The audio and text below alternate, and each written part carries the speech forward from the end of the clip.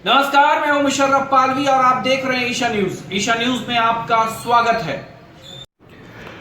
आगामी विधानसभा चुनाव के मद्देनजर किसान कांग्रेस विस्तारित बैठक आयोजित की गई। इस बैठक का उद्देश्य विधानसभा चुनाव की तैयारी एवं डिजिटल सदस्यता अभियान को ध्यान में रखकर की गई। बैठक को संबोधित करते हुए बिहार प्रदेश किसान कांग्रेस के संगठन प्रभारी अनूप कुमार ने कहा कि वर्तमान सरकार किसान विरोधी है। 15 वर्षों के शासनकाल में नीतीश कुमार ने खास करके जहानाबाद को एवं जहानाबाद के युवाओं को ठगने का काम किया है। जहानाबाद राजधानी से सबसे नजदीक जिला होते हुए भी विकास से कोसों दूर है, चाहे वो स्वास्थ्य का क्षेत्र हो, शिक्षा का क्षेत्र हो या फिर किसान की बात की जाए। सरकार के द्वारा कोई भी कार्य नहीं हुआ है। अभी वर्तमान समय में जो प्रदेश की हालत है वो किसी से छुपी हुई नहीं है। एक तरफ कोरोना महामारी से लोग कराह रहे हैं तो दूसरी तरफ पूरा उत्तर बिहार बाढ़ का भीषण दंश झेल रहा है और सरकार बचाव और राहत के नाम पर सिर्फ फंड को लूटने में लगी है। सरकार और उसका सिस्टम पूरी तरीके से फेल हो चुका है। सरकार के पास कोई नैतिकता नाम की चीज नहीं बची है। मुशर्रफ पालवी की रिपोर्ट।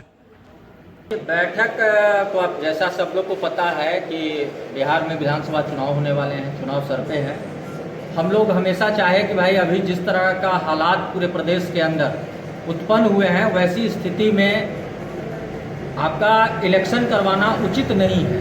तो हम लोगों ने तो पहले कहा कि भाई इलेक्शन को जो है इस कोरोना महामारी और एक तरफ उत्तरी बिहार, जो पूरा उत्तरी बिहार बाढ़ की चपेट में है, उन लोगों को खाने का किल्लत है, रहने का घर नहीं है, किसी तरह से जीवन यापन करने को वो मजबूर हैं और सरकार इस सारे प्रकरण में पूरी तरह से विफल नजर आ रही है। तो इसको ध्यान में रख करके हम लोगों ने चुनाव आयोग तक अपनी बात को रखा कि फिलहाल बिहार में जो स्थिति है उस स्थिति को ध्यान में रख करके चुनाव को फिलहाल 6 महीना के लिए टाला जाए। लेकिन हमारे कुर्सी कुमार को कुर्सी की चिंता है, उनको बिहार की जनता की चिंता नहीं है, उनको अपनी कुर्सी की चिंता है। वो चाहते हैं कि चुनाव हो। तो वैसी स्थिति में हम भी विपक्षी पार्टी हैं, हमारा भी अधिकार बनता है कि भाई जब चुनाव होना ही है तो हम भी अपनी तैयारी में लगे। और उसी क्रम में हम आज यहाँ पे जहानाबाद मेरा आगमन हुआ है। जहानाबाद में अपने कार्यकर्ताओं के साथ हम बैठक कर रहे हैं। विधानसभा चुनाव की रणनीति पे हम लोग विस्तार पूर्वक चर्चा कर रहे हैं कि हम लोग क्या करें। नीतीश कुमार जो अपने आप को सुशासन बाबू कहते हैं, वो सुशासन बाबू से जहानाबाद की जनता, जहानाबाद की युवा पूछना चाहती है कि आपने 15 वर्षों में जहानाबाद के उत्थान के लिए, जहानाबाद के विकास के लिए कौन कौन से कार्य किए हैं, कौन कौन सा कार्य हुआ है जिससे युवा हमारे लाभान्वित हुए हैं, जिससे हमारे किसान भाई लाभान्वित हुए हैं, जिससे हमारे मजदूर वर्ग लाभान्वित हुए हैं। कौन सा सुशासन का पाठ आप नीतीश कुमार जी पढ़ाए हैं, वो जहानाबाद की जनता जानना चाहती है।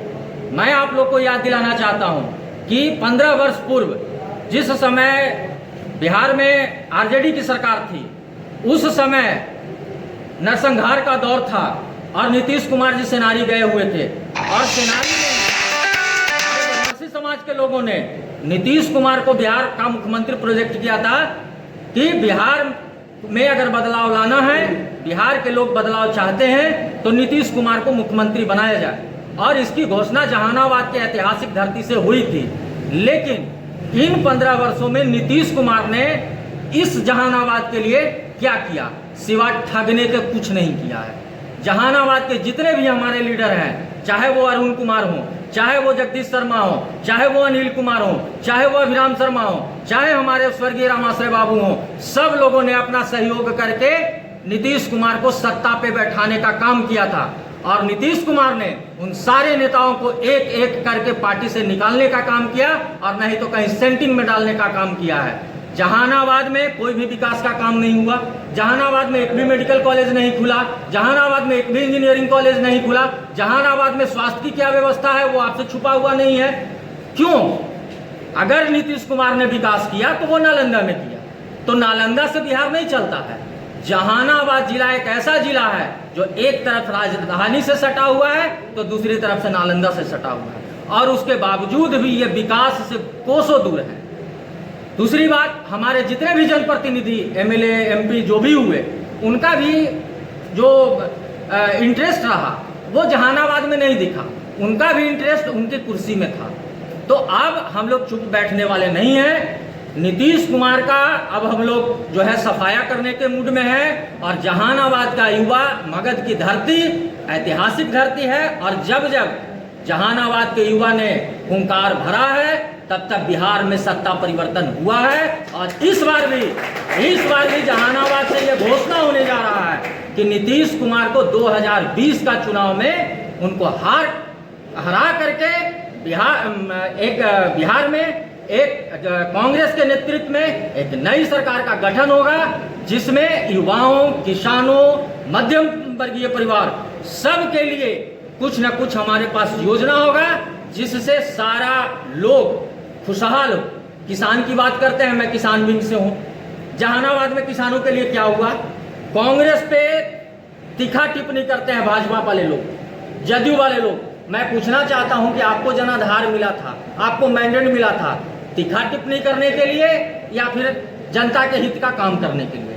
आप सिर्फ तीखा टिप्पणी में लगे रह गए।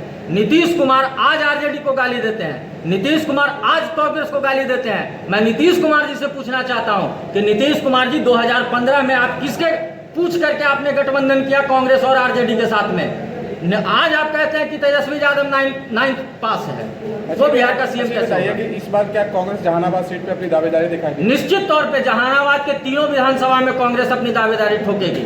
मखदुमपुर, घोसी, जहानाबाद, तीन विधानसभा में कम से कम हम 2 विधानसभा पे इस बार जहानाबाद में चुनाव लड़ने जा रहे हैं। हम लोग अपनी पूरी तैयारी में हैं, और भी हमारा संगठन जो भी सारे लोग हैं सब इस चुनाव की तैयारी में लग चुके हैं पूरी तरीके से। हम अब चाहते हैं कि इस कुशासन से जनता को राहत दिलाने के लिए सरकार का परिवर्तन होना बहुत जरूरी है।